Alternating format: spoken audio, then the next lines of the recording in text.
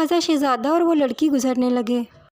ابھی وہ دونوں پل کے بیچ میں ہی پہنچے تھے کہ جادوئی گیند سامنے آ گئی۔ گھوڑے نے گھبراہٹ میں آ کر زور زور سے اچھلنا شروع کر دیا۔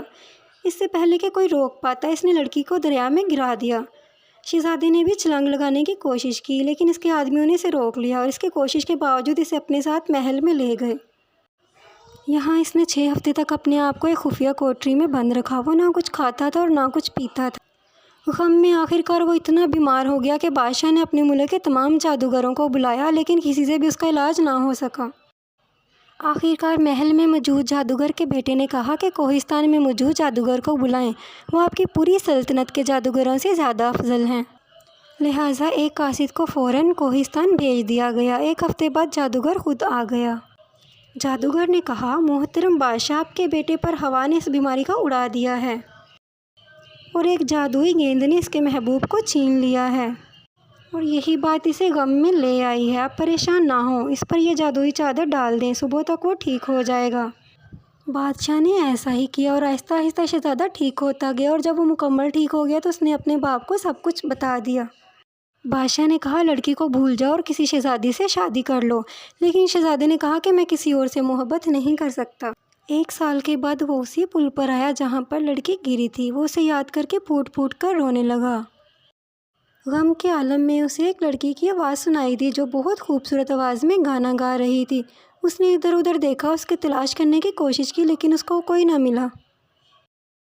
کچھ دن بعد شہزادہ پھر سے وہاں آیا تو اسے پھر سے وہی آواز سنائی دی۔ اس نے کہا کہ تم کون ہو؟ سامنے آؤ، تمہاری آواز بہت ہی پیاری ہے، لیکن کوئی سامنے نہ آیا۔ شہزادے نے پل کے نیچے جا کر دیکھا کہ شاید یہاں پر کوئی چھپا ہو، لیکن وہاں پر بھی کوئی نہیں تھا۔ پھر اس نے دیکھا کہ پانی کی سطح پر ایک پیلے رنگ کا کمل کا پھول نظر آ رہا ہے، جس میں سے آواز آئی کہ مجھے یہاں پر ہمیشہ کے لیے چھوڑ دیا ہے۔ میرے محبوب نے میرا کوئی خیال نہیں کیا، مجھے آزادی چاہیے۔ شہزادے کو اچانک اس لڑکی کی یاد آئی۔ شہزادے نے سوچا کہ کیوں نہ ان کے پاس جاؤں، شاید وہ کوئی مدد کر سکے۔ چنانچہ وہ اس کی بہنوں کے پاس گیا اور چشمے کے پاس ہی اس نے اس کی بہنوں کو پایا اور انہیں بتایا کہ 1 سال پہلے ان کی بہن پر کیا گزری ہے، اور اس نے بتایا کہ کس طرح آج اس نے یہ گانا سنا۔ لڑکیوں نے کہا کہ کمل کا پھول اور کوئی نہیں ہو، نہ ہو ان کی بہن ہی ہے، جو کہ جادوئی گیند کی وجہ سے کمل کے پھول میں تبدیل ہو گئی۔ انہوں نے شہزادے کو ایک درخت کا پتہ دیا اور کہا کہ اس کے پتے کو رات کو سوتے ہوئے کھا لینا۔ رات کو شہزادے نے خواب میں دیکھا کہ وہ جنگل میں رہ رہا ہے اور پرندوں کی ایک دوسرے کو کہی ہوئی باتوں کو سن سکتا ہے۔ اگلی صبح اس نے یہ بات لڑکیوں کو بتائی اور انہوں نے کہا کہ اس پتے کی وجہ سے یہ ہوا ہے۔ میری بات غور سے سنو، جنگل میں جاؤ اور پرندوں کی بات سنو، اور جب ہماری بہن کو تلاش کر لو تو ہمیں بھی بوڑھی عورت کی قید سے آزاد کروا دینا۔ یہ سن کر وہ خوشی خوشی واپس چلا گیا، اور جب وہ جنگل میں گیا تو وہ پرندوں کی باتوں کو بخوبی سن سکتا تھا۔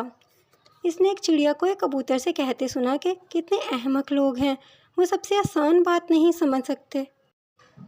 اب اس لڑکی کو پھول میں تبدیل ہوئے 1 سال ہو گیا ہے، اور اگرچہ وہ اتنے دکھ سے گاتی ہے کہ اوپر جانے والا شخص سنتا ہے، پھر بھی کوئی اس کی مدد کو نہیں آتا، اور اس سب کا ذمہ دار وہ شہزادہ ہے۔ انہوں نے مزید کہا کہ اگر وہ کسی جادوگر کے پاس اس پھول کو لے کر جائے تو وہ اپنی شکل میں واپس آ جائے گی۔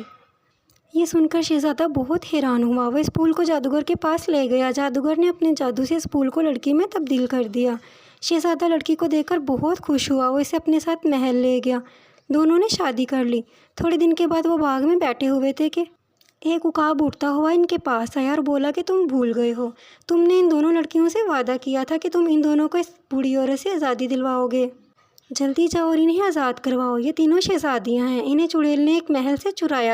شہزادہ اپنے وعدے کے بھول جانے پر بہت ہی زیادہ شرمندہ ہوا۔ وہ فوراً نکلا اور جھونپڑی تک پہنچ گیا۔ بوڑھی عورت جب سفر پر گئی ہوئی تھی، لڑکیوں نے اس کے آنے کا انتظار کیا، اس کے لیے خوبصورت کیک تیار کیا اور اس میں زہر ملا دیا اور میز پر چھوڑ دیا۔ واپس آنے پر بوڑھی عورت نے اسے دیکھا اور سوچا کہ یہ کتنا دلکش لگتا ہے، اور لالچ سے کھا لیا اور فوراً ہی مر گئی۔ خفیہ کوٹری میں جہاں بڑھیا نے دھاگے